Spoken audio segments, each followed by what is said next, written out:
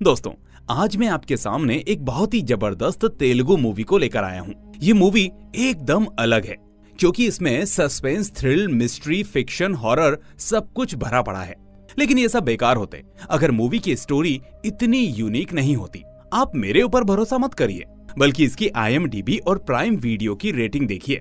IMDb पर इसको मिला है 8.5, जबकि प्राइम वीडियो पर इसकी रेटिंग है 8.6। मूवी हालांकि छोटी है, लेकिन छोटा पैकेट बड़ा धमाका लेकर आती है। तो चलिए दोस्तों, अब बिना देरी किए शुरू करते हैं आज की ये एक्सप्लेनेशन, जिसका नाम आप स्क्रीन पर देख सकते हैं।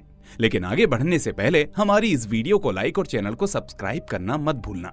तो कहानी की शुरुआत में ही हम कुछ अजीब से लोगों को देखते हैं।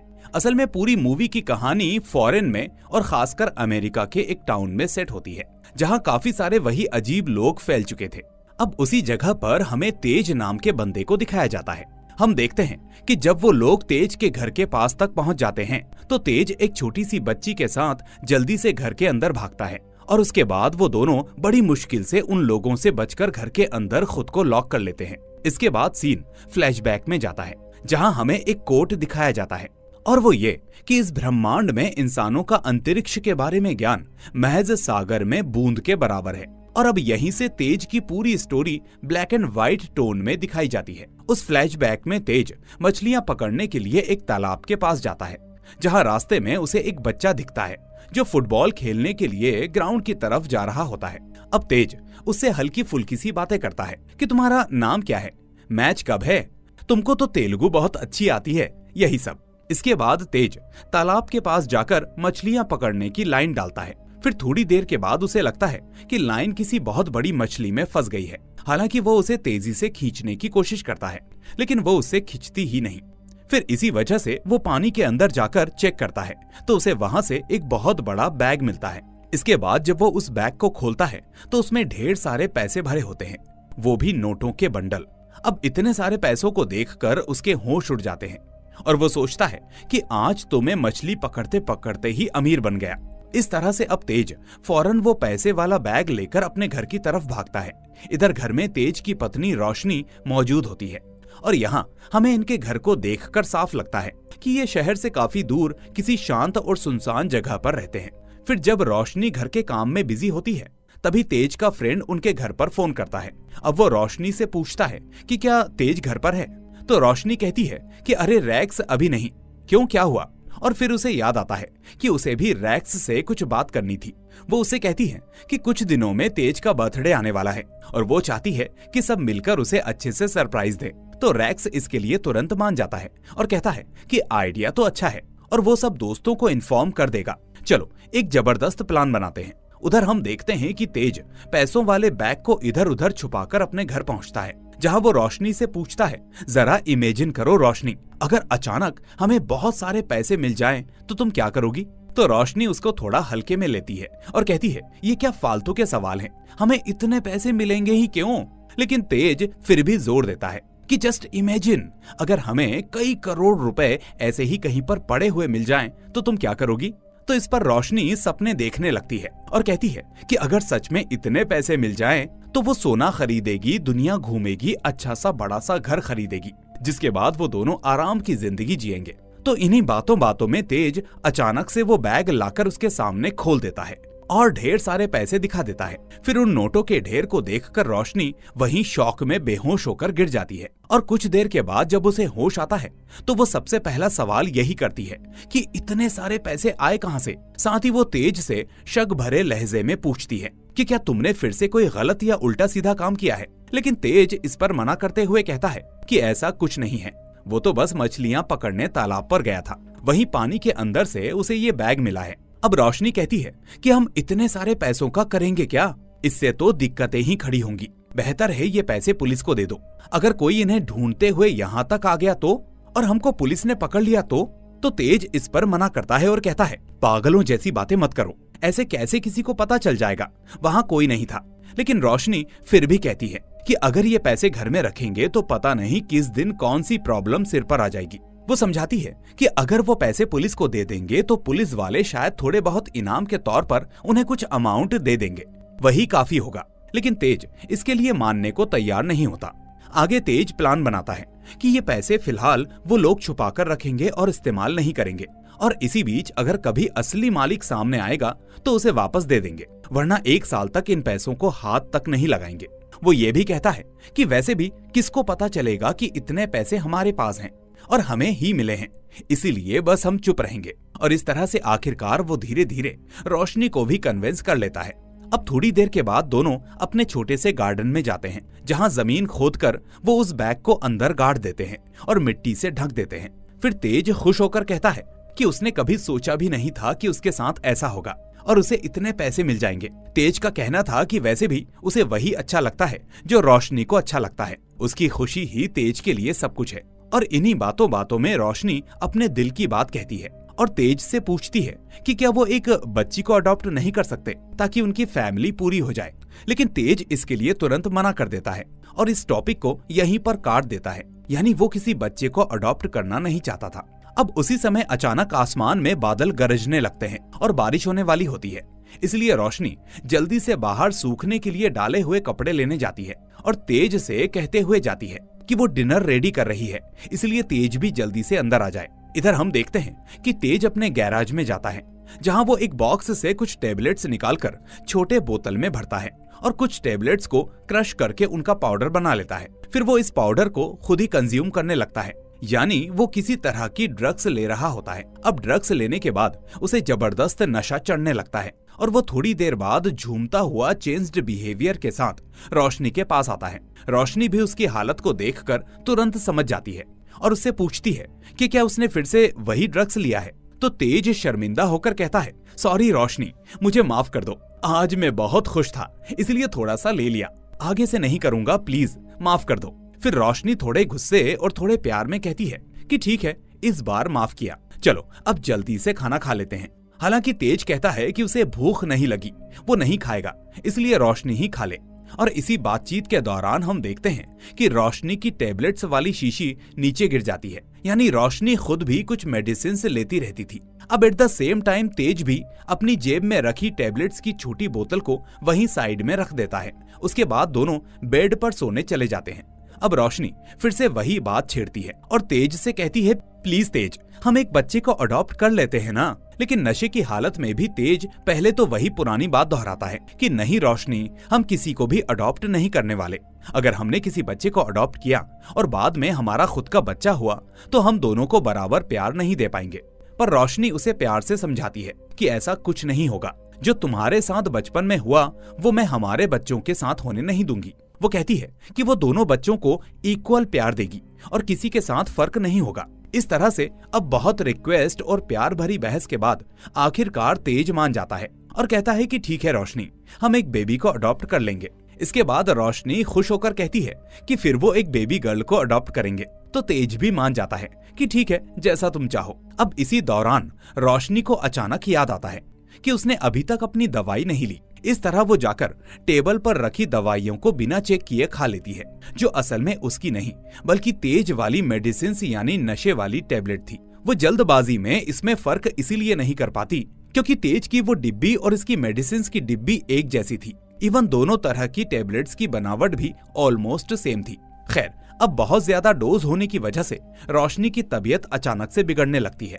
उसे सांस लेने में दिक्कत होती है, शरीर सुन्न होने लगता है और वो इशारों से तेज को बुलाने की कोशिश करती है।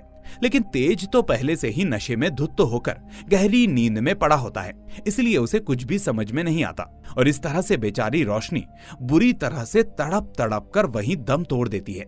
फिर बहुत देर बाद जब तेज की नींद खुलती है तब उसे हालात का पता चलता है और फिर वो घबराकर अपने दोस्तों को बुलाता है। अब तेज के फ्रेंड्स उसे साइड में रखते हैं क्योंकि वो रोशनी को छोड़ ही नहीं रहा था और इसके बाद वो रोशनी का अंतिम संस्कार कर देते हैं। फिर सीन एक हफ्ते आगे शिफ्ट होता है। अब तेज का हाल ऐसा होता है कि वो बार बार खुद की जान लेने की कोशिश कर रहा होता है, इसलिए उसकी जान बचाने के लिए उसका दोस्त उसे गैराज में जंजीरों से बांध कर रखता है ताकि वो खुद को नुकसान ना पहुंचा सके।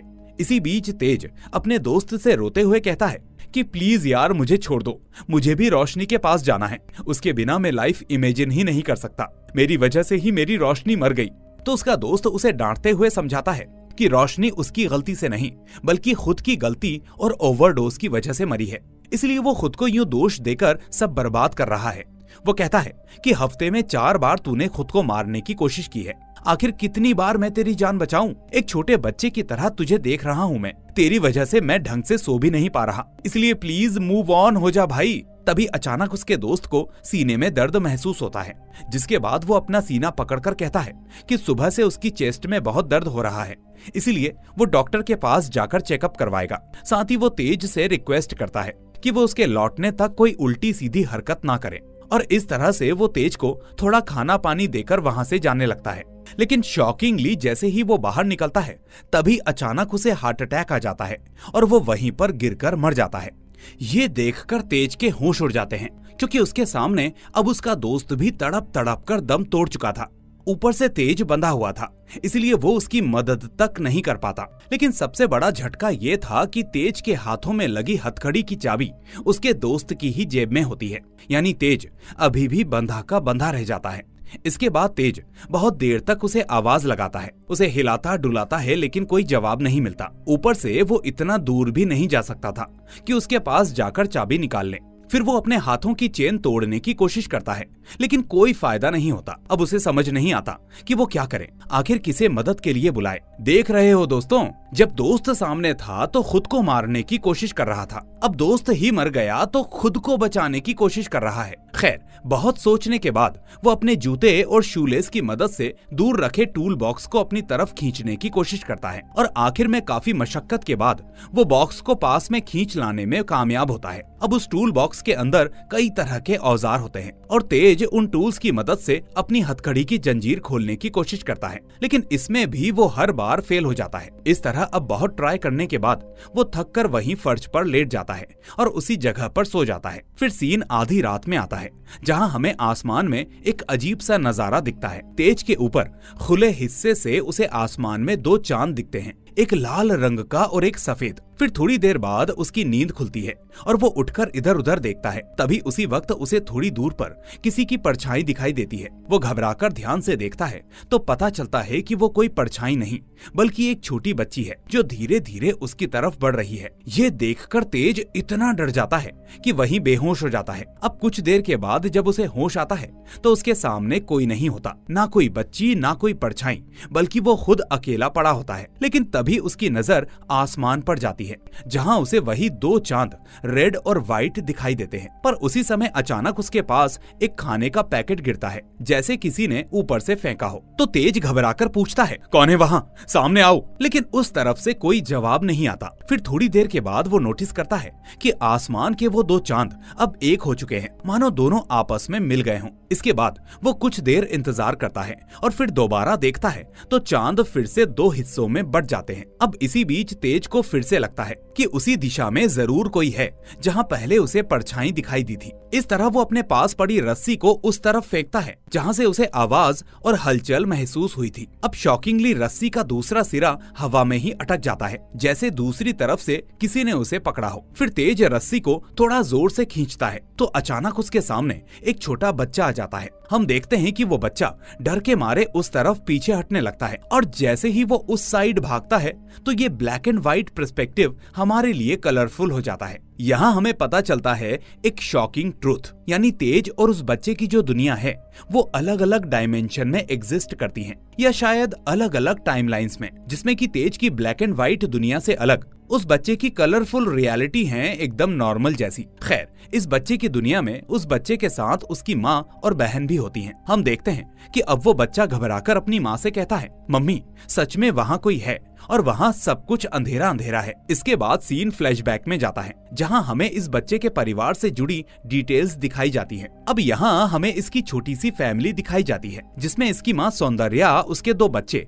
यानी खुशी और खुद ये अक्की होता है। अब खुशी को ब्रीदिंग प्रॉब्लम होती है, इसलिए वो हमेशा मास्क पहनकर रहती है ताकि हवा फिल्टर होकर जाए। और अक्की वही बच्चा है जो तेज की दुनिया में उससे एक दिन मिला था जब वो फुटबॉल खेलने जाते वक्त तेज से टकराया था। फिर हमें दिखाया जाता है कि अक्की के पैर में हल्का सा फ्रैक्चर है, जिस वजह से वो अभी रेस्ट पर है और उसके पैर पर प्लास्टर भी चढ़ा हुआ है। साथ ही अक्की के पिता का नाम होता है रघु, जो अपने घर के सामने एक छोटे से बगीचे में वेजिटेबल्स के छोटे मोटे पौधे लगाता रहता है। अब आज यही सब काम करते करते रात होने लगती है है और तभी अचानक रघु के घर के सामने जख्मी हालत में एक लड़की भागते भागते आती है। वो खून से लथपथ होती है और हांफते हुए रघु से मदद मांगती है। वो उससे कहती है कि प्लीज मेरी जान बचाइए, वो लोग मुझे काट रहे हैं। अब ये देखकर रघु भी घबरा जाता है और उससे पूछता है कि कौन तुम्हें काट रहे हैं, कौन तुम्हारा पीछा कर रहा है। तो वो लड़की हांफते हुए कहती है कि उसके अपने ही फैमिली वाले उसे काट रहे हैं, साथ ही उनके चेहरे भी बहुत अजीब हो गए हैं,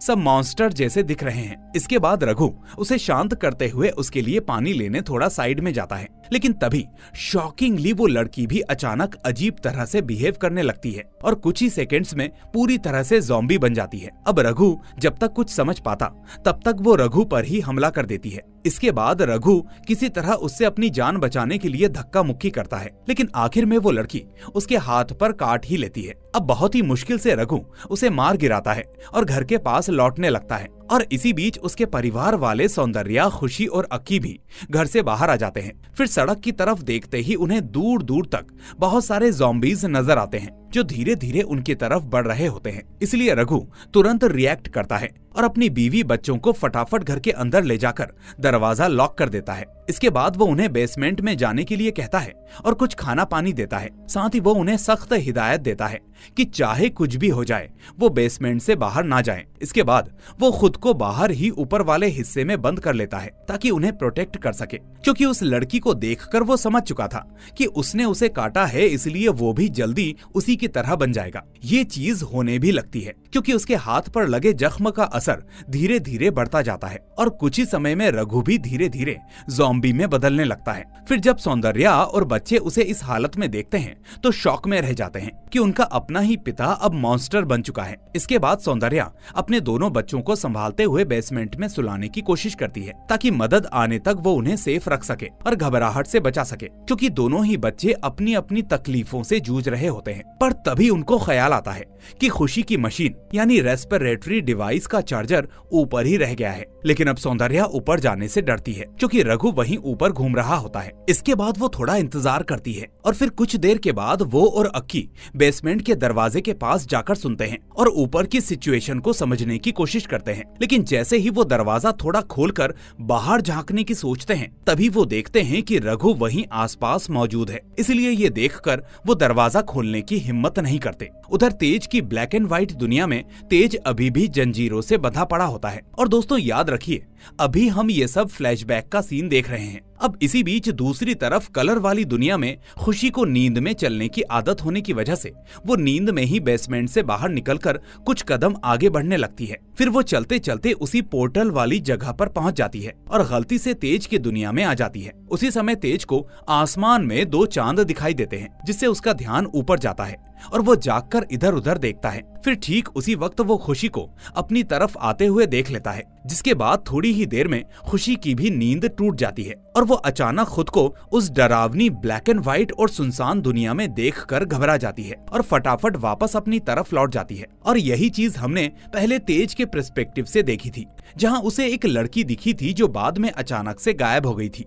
खैर, अब इधर अपनी दुनिया में वापस जाकर वो सौंदर्या से कहती है कि मम्मी, वहाँ सच में कोई है और वहाँ बहुत अजीब सा माहौल है, सब अंधेरा अंधेरा सा है। लेकिन सौंदर्या पहले तो उसे स्लीप वॉकिंग मानकर कहती है कि वहाँ कोई नहीं है, बस उसे नींद में ऐसा लग रहा होगा। पर जब खुशी अपनी बात को प्रूव करने के लिए थोड़ा सा खाना उस तरफ फेंकती है जहाँ से वो आई थी, तो वही खाना तेज की दुनिया में गिरता है जो तेज को मिला था। जबकि इस तरफ सौंदर्या ये देखकर शॉक्ड रह जाती है कि खाना सच में गायब होकर कहीं और जा रहा है। इसके बाद वो अपने दोनों बच्चों से सख्ती से कहती है कि अब वहाँ मत जाना, जो कुछ भी हो उस जगह से दूर ही रहना। अब थोड़ी देर बाद तेज रस्सी फेंककर दूसरी तरफ कनेक्शन बनाने की कोशिश करता है और फिर उस रस्सी को अक्की पकड़ लेता है, ये सोचकर कि शायद हेल्प करने कोई आया होगा। लेकिन उस रस्सी के जरिए वो तेज की दुनिया तक पहुंच जाता है और जब तेज उस रस्सी को खींचता है तो अक्की भी डरकर वापस अपनी दुनिया में लौट जाता है। यानी इन्हीं दोनों यूनिवर्स के बीच का कनेक्शन हमें पहले दिखाया गया था। खैर,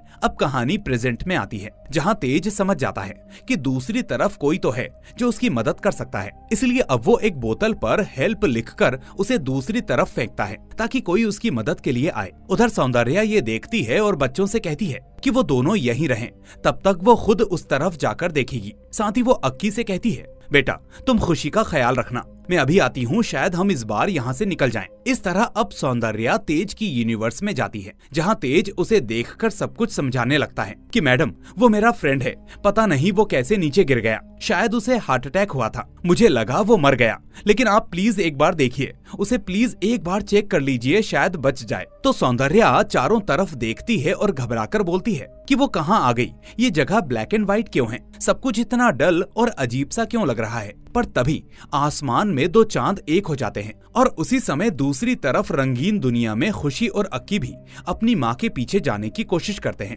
लेकिन पोर्टल बंद हो चुका होता है, जिस वजह से वो वहाँ से गुजर नहीं पाते और मम्मी मम्मी कहकर चिल्लाने लगते हैं। इधर सौंदर्या तेज के फ्रेंड को चेक करती है और तेज से कहती है कि उसका फ्रेंड अब नहीं रहा, वो मर चुका है। तो ये सुनकर तेज बुरी तरह से टूट जाता है और जोर जोर से रोने लगता है। इसके बाद जब सौंदर्या वापस अपने यूनिवर्स में लौटने की कोशिश करती है तो उसे पता चलता है कि अब वो जा नहीं पा रही, जैसे रास्ता बंद हो चुका हो। फिर वो घबराकर बोलती है, मैं यहाँ कैसे फंस गई, उधर मेरे दो बच्चे अकेले हैं, मेरी बेटी को ब्रीदिंग प्रॉब्लम है, हर 6 घंटे में उसकी मशीन की बैटरी बदलनी होती है और हमारे घर के बाहर इतने सारे लोग मॉन्स्टर बन चुके हैं, यहाँ तक कि मेरा हस्बैंड भी। तभी तेज भी कहता है कि उसे भी सब कुछ बहुत अजीब सा लग रहा है, उसे भी 2 चांद दिखाई दे रहे हैं। तभी से ये सारी गड़बड़ियाँ शुरू हुई हैं। पहले उनकी बेटी यहाँ आई, फिर बेटा, अब खुद सौंदर्या। अब सौंदर्या पूछती है कि ये 2 चांद दोबारा कब आएंगे ताकि वो अपने बच्चों के पास लौट सके। तो तेज कहता है कि उसे एग्जैक्ट टाइम तो नहीं पता, लेकिन कभी कभार ही 2 चांद दिखते हैं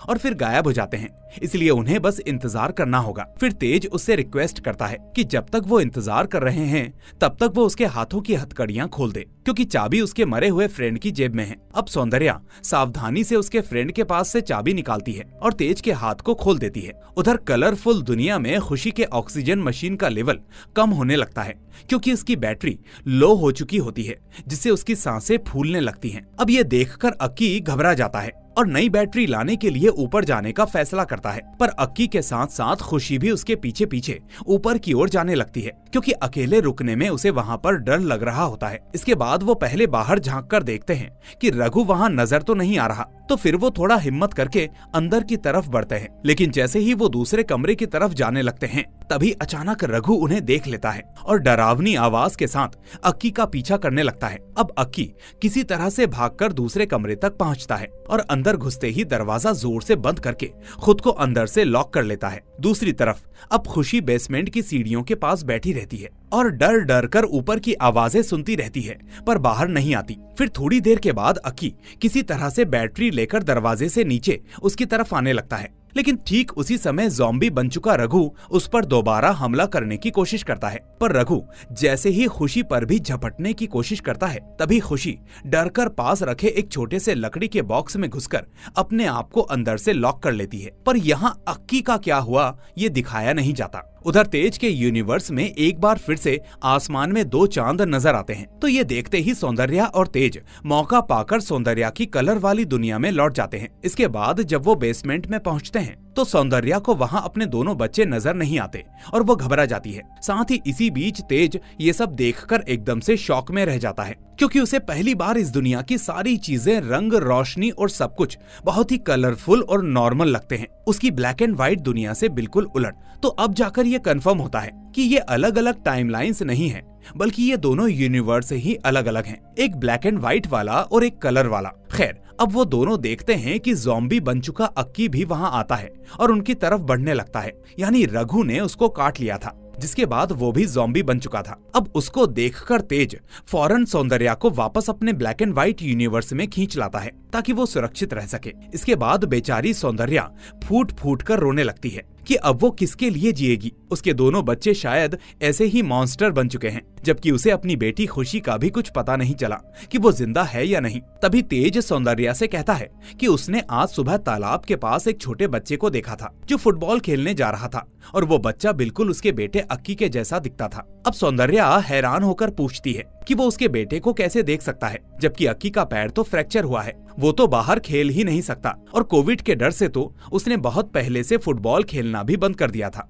अब तेज पहली बार कोविड शब्द सुनता है तो पूछता है कि इसका मतलब क्या है, जिस पर सौंदर्या उसे समझाती है कि हमारे यूनिवर्स में एक बहुत बड़ा पेंडेमिक आया था जिसमें एक बीमारी ने सबकी जिंदगी बदल दी और करोड़ों लोग मारे गए। अब तेज को ये बात बहुत ही अजीब लगती है क्योंकि उसके यूनिवर्स में ऐसी कोई भी चीज कभी हुई ही नहीं थी और तब उन्हें महसूस होता है कि सच में उनकी दुनिया अलग अलग है। उसी वक्त तेज को अपने दोस्त की बात याद आती है जिसने कभी उसे कहा था कि शायद रोशनी उसे किसी और रूप में किसी और दुनिया में दोबारा मिलेगी, इसलिए उसे हार नहीं माननी चाहिए। तो ये सोचकर तेज एक फैसला लेता है। वो फौरन अपनी कार की चाबी और वही पैसों वाला बैग सौंदर्या को दे देता है ताकि वो इस कलरफुल दुनिया में रहकर अपने लिए कुछ नई जिंदगी बना सके, क्योंकि उसके अपने यूनिवर्स में तो उसका कोई नहीं बचा। दूसरी तरफ तेज फैसला करता है कि अब वो खुद सौंदर्या की दुनिया में जाएगा क्योंकि उसकी दुनिया में रोशनी नहीं है, तो शायद सौंदर्या की दुनिया में उसे रोशनी किसी रूप में मिल जाए और साथ में शायद सौंदर्या की बेटी खुशी भी मिल जाए